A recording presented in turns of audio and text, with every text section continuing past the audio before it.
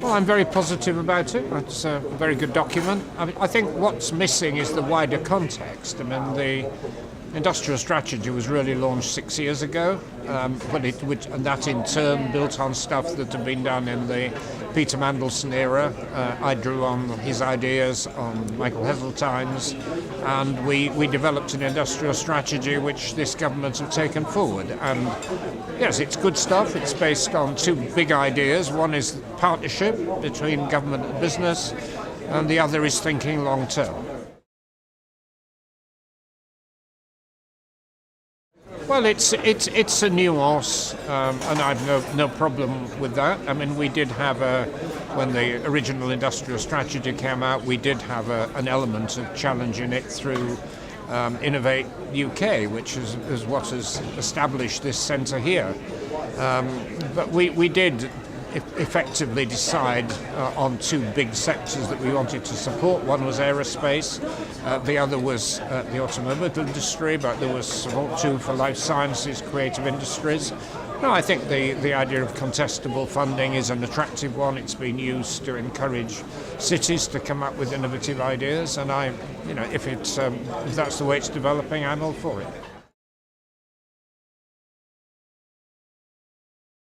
Well, Brexit is, I'm afraid, going to be massively disruptive. It's not to say you shouldn't get on with the industrial strategy. I think we've got to do that. There are some big long-term issues in the UK around skills, around developing innovation, which have got to happen anyway, whatever happens to the UK. But Brexit is going to, I'm afraid, be very disruptive to the supply chain industries because of loss of customs union, the lack of regulatory certainty if we leave the single market, drying up of research funding, tighter immigration controls on skilled people. All of these are bad news if you are developing a proper industrial strategy. But we can't just sit still as a country for 3 years till this is all sorted out. Business professional people have got to plan their lives, and so having a framework for that is necessary.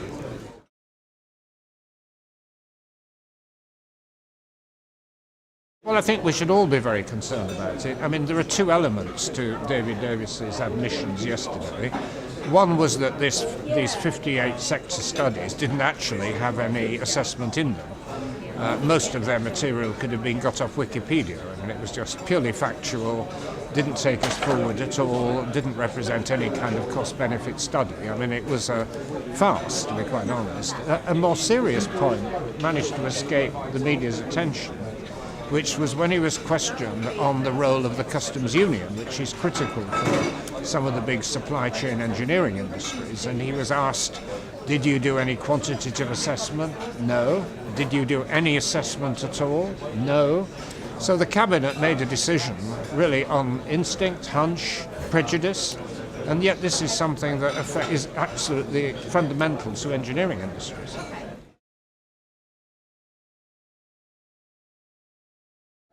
Well, I think we've got to keep an open mind at the moment. The referendum's been had. I regretted the outcome. The government are pressing ahead with the negotiations. I think what I and my party are urging is that when we know what's in store, I mean, it could be a negotiated settlement, it could be a chaotic crashing out, the public should have the last word. I mean, they voted to start the journey, they've got to vote on the destination. And in that way, if people want to change their mind, they'll have an opportunity to do it.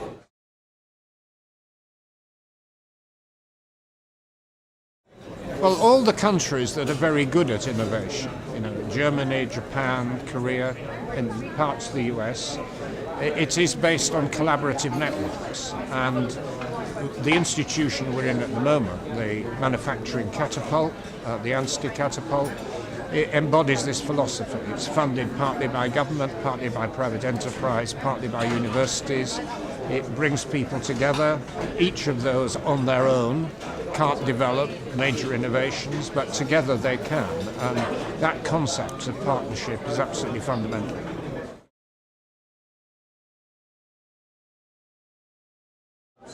Well, we have some absolutely superb companies in Britain, because some of them, of course, are foreign-owned, the Nissans, Jaguar Land Rovers, and others.